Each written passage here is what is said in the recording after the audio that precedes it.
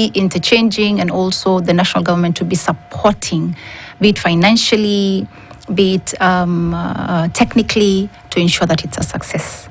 So for us, it's an opportunity whereby we only don't look at a particular county. We look at different counties coming in together and expressing the gastronomy. What do the Ma people love to eat? What do the Turkana people love to eat? At the end of this year, we have what we call the Pingluo, where we'll go to Siaya for the cultural festival. The beginning of December, we have the Lamu Cultural Festival coming up. So it's a season of festivals, celebrations, and happiness for us. And as a State Department, we have different sagas. We have the national heroes, the Mashujaa Day, which also ended a few weeks ago in Kwale County. It's also under the State Department of Culture, Arts and Heritage. So it was also an opportunity for us to celebrate our heroes, be it the sports heroes, be it the environmental heroes. There's a child, the boy who came from Endarasha. He rescued two of his friends to escape the fire. We also awarded him as a hero. You see, as a State Department, we don't only concentrate on culture. We have, of course, the museums. Gede ruins became the 8th UNESCO World Heritage Site that was inscribed, and as a country, it was a plus for us. So back to the cultures.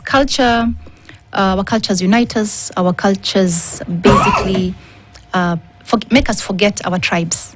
Do they? They do. I think they do, Eric. When we're promoting these cultures, like for example, now we say the Turkana, the Ma are meeting, the Luo would be celebrating theirs, the coastals around Lamu will be celebrating theirs. Are we not promoting that tribal aspect of it? How do we safeguard it against it turning tribal? We are promoting the existence of particular communities. We don't look at a tribe per se. And in our country, we are one of the most democratic nations. On Friday, we swore in His Excellency, the Deputy President, Abraham Kindiki. And he comes from one of the smallest communities. And for someone like him to become a Deputy President, and at the same time, it being a month where we're celebrating minorities or pastoralist cultures, it puts everyone on the map in the sense that just because you come from a big tribe does not necessarily mean that you are destined for greatness. Our cultures bring us together. They unite us in such a way that when you hear there's a Turkana Cultural Festival, it's not only Turkana people who go there. His Excellency the President actually graces these festivals, and he does not come from that tribe. Yes, because he's the president, one. Two, because it is his mandate to unify and bring the people of Kenya together. So the fact that he's going to these cultural festivals and as a chief guest shows the seriousness we should take our festivals as. When you go to the Ma Cultural Festival, like last year, we had everything under the sun in terms of Ma culture. The dress code, the foods, the dances, the poetry, the music was all Ma. So when you leave that place, you tend to appreciate the backdrop of which we paint our different colors as a country. Tourists came and they were very positive about it.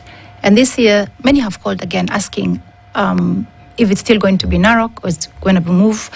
And we get excited. So we work in partnership with the State Department of Tourism so that we can increase.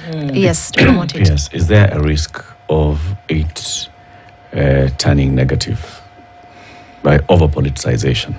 Okay. So, for instance, if we look at when the two waziris from Samburu were here last week, they gave us a plan. Day one is the first ladies, day two is the governors, day three is the president. See, it's coming from those leaders. And then those leaders, we all know how they speak, and we all know how it looks like. When the president goes and says, you see, now I've appointed Turkana lady as a CS, can we now work with the Honorable Munyes? Can we, the Turkana people, also feel that we're included in the country?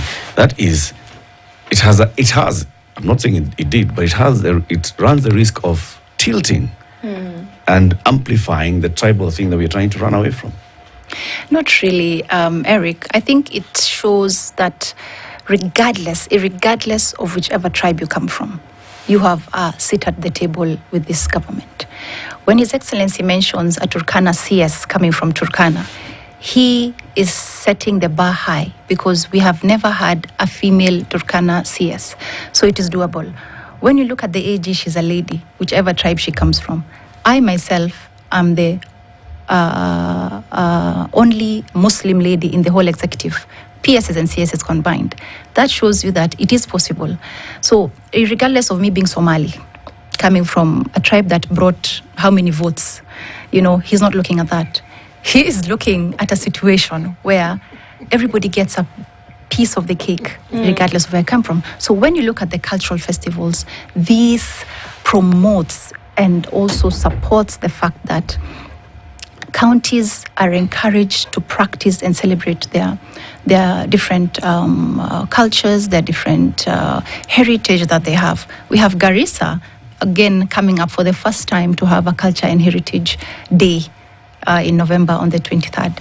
So you see, different counties are picking examples from the Ma and the Turkana, which were the major ones and part and parcel of our mandate as a state department. So I think it's a positive thing because it unifies us. After elections, we come together. You're still my neighbor. I'm still your classmate. I'm still your boyfriend or girlfriend, regardless of the tribe. But when I look at your practices, I look at what you do at a certain time, what you eat, what are your folk songs, your wedding songs, your circumcision songs, and so on. Then I know, well, there's a space for this particular community in Kenya. Of course, the negative cultures. Negative cultures, for instance, we have the likes of early marriages. We have circumcision. We have cattle rustling. We'll call it negative, but for that particular community, they feel like you're a shuja if you go through this. So in Kenya, we are in a space where democracy is being practiced. We are in a space where devolution is there. Culture has been devolved, but at the end of the day, the national government has a duty to promote and preserve cultures. Yes, allow me, Ndu. We're having a problem with the camera that's focusing on the PS. So let's take a break so we can allow the tech guys to do this. Okay. I mean, there's no point of us continuing if we're not seeing the person who's answering the question. It's 22 minutes past 7. Kenya's biggest conversation is hosting PS Umi Bashir. She is the Principal Secretary for Culture, the Arts and Heritage. We are talking about culture and the elusive search for Kenya's national dress. So what's the importance of this culture and heritage and those culture days? And then why are we looking for a national dress when we all know the Maasai beads are the national dress? Coming to a break there. Siti, the official study in Ireland Fair is taking place on the 9th of November. Yes? At the Gallant Mall in Parklands. Yes. What does one need to do to get there? Well, apart from simply finding transportation that takes you there, it helps tremendously for you to register. Why? Because entry is by registration. You register, and once you register, the invitation will be given to you, and then you can come. Now, there's 3 reasons why you should attend this study in Ireland Fair. 1, it gives you direct access to top universities. In addition to that, it helps you discover Ireland's career opportunities, meaning job here, job there.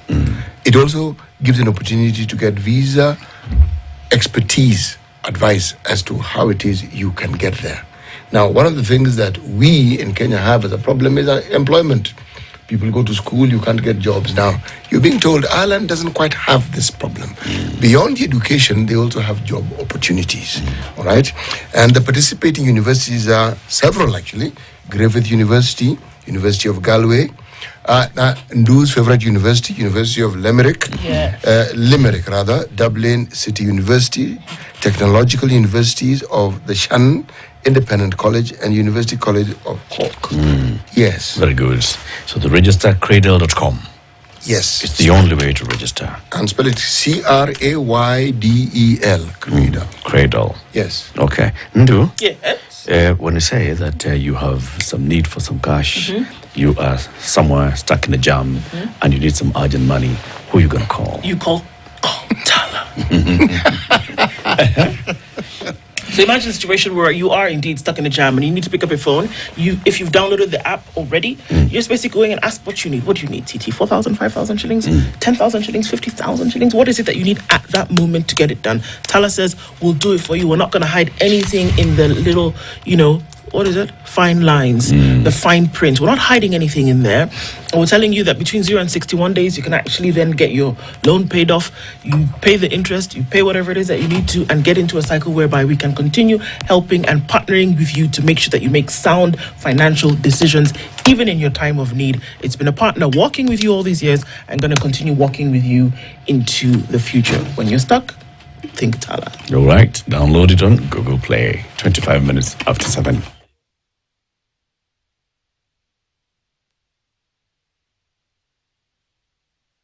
Bongo, Africa's largest classroom, now brings